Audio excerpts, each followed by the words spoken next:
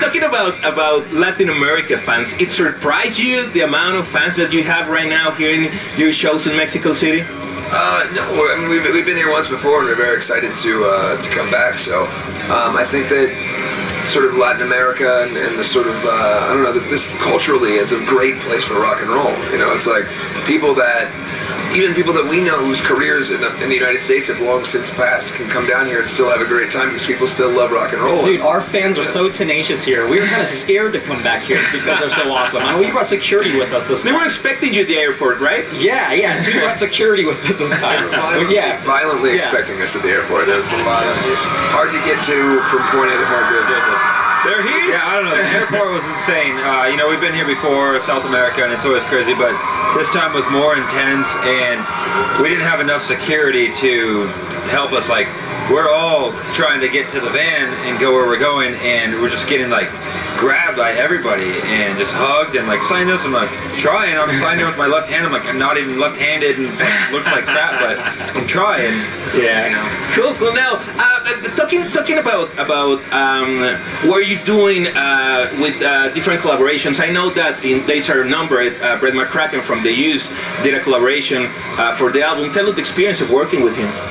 You know, it was a lot of fun for us. It was something that obviously John Feldman, our producer, and The Used have a long-standing relationship, and John sort of discovered them. And John was very adamant about saying that he felt that Black Veil Brides, that Grecian Divine by Black Veil Brides, it was his favorite record that he had worked on since you know, his early days with The Used and everything. And so he wanted to involve kind of his old school works with his newer work, and he brought Bert in, and we all got along with him well, and he just came in and killed it right away. So yeah, it was great.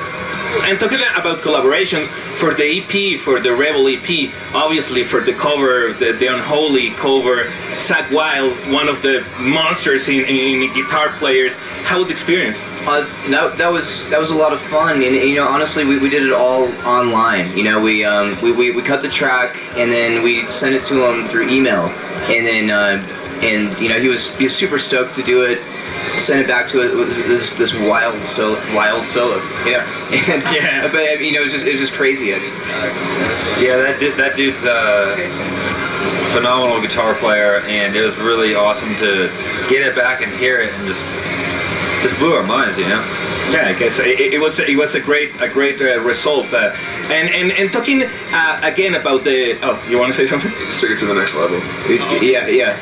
Awesome. Yeah, I guess that you always learn about such great musicians. Absolutely. Yeah. Now, talking about what next, do you have already what is going to be the new single for this album? No. We don't, and I mean, that's not a lie. We're not lying. We really don't know, and honestly, we're just so stoked on in the end that we want to ride that out for a while. But I'm sure by the time this tour's over, we'll get home and make a new video and work on the next single. But for right now, it's all about in the end. Now, we were talking just about Kiss, the cover that you did about Unholy. Talking about those kind of bands like Kiss, like Motley Crue. What could be the most important thing that you admire about those bands? The pants. I like them. Really good pants. No, I mean, I think to us, we look up to people that are the best in rock and roll, and have put such a great staple on the genre and are timeless. When people say derogatory things towards us, like, oh, you're like Kiss, we're like, thank you, because that's one of the most successful rock bands of all time. So we look up to people that are worth looking up to.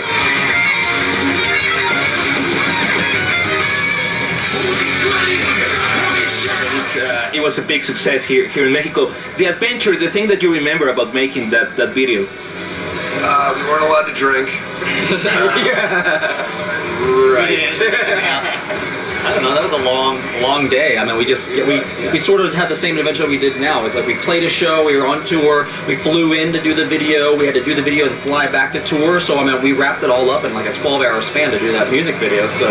Yeah, I got really sick and had to miss, I did not fly out the next day because I got a horrible fever because we made that video until like 2-3 in the morning in LA, and then we had to fly back to Denver to play a show the next day, so.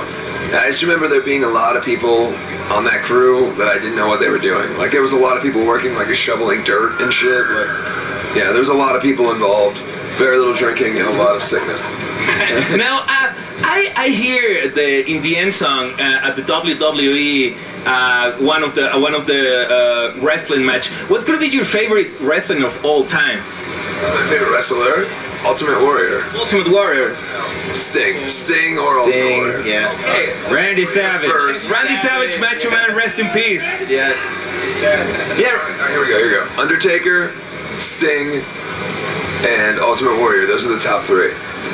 Awesome. Now, talking about again about the music of Blackbird Brides, one thing that I like is that obviously the music is the most important thing, but the visual aspect is always important. It's like if you go to a Blackbird Brides concert, you can get something different that if you just listen to the album or to the singles. Who came with the different ideas of doing the thing that you do on stage? I think everybody in the band has their own thing. Like we don't determine what anybody wears or whatever. Everybody just kind of has their own thing. So we're all interested in the same ideas. We want to be an entertaining band that puts on a show for people, and we're bored with people that just look boring. So.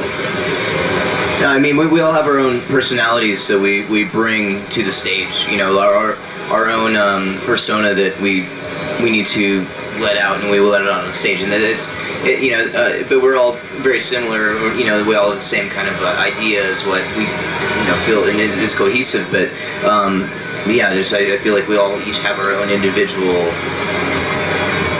blood, sweat, and guts, rock and roll, and a lot of attitude. Individual Ashleys? Our own individual Ashleys, yes. Yes, that is. No, but I think the attitude is really important, and probably in the last 5 years, rock and roll changed the attitude a lot for where it used to be. Do you want to bring it back, this rock and roll attitude? It's not about bringing it back. To us, it never went away. We talk about that all the time. It's just doing what we want to do. But in music in general, don't you think that rock and roll changed a little bit the way? But I don't we didn't pay attention to it. You don't have to listen to the shit that's on the radio now. You can listen to whatever you want. So we grew up listening to the bands that we loved, and the fact that rock kind of went to shit, not really something we were involved in. So we're here to do what we want to do. Well, thank you very much. It's an honor to talk with you. Good luck here in Mexico. I know you're going to have a lot of fun. Thank you. And thank you for the interview. Thank you. All right. Entonces, ya lo vieron, hermanos. Vamos a continuar con más. No le cambien. Esto es Blackbird Brides aquí en Telehit. Hay que les sea leve. Chao.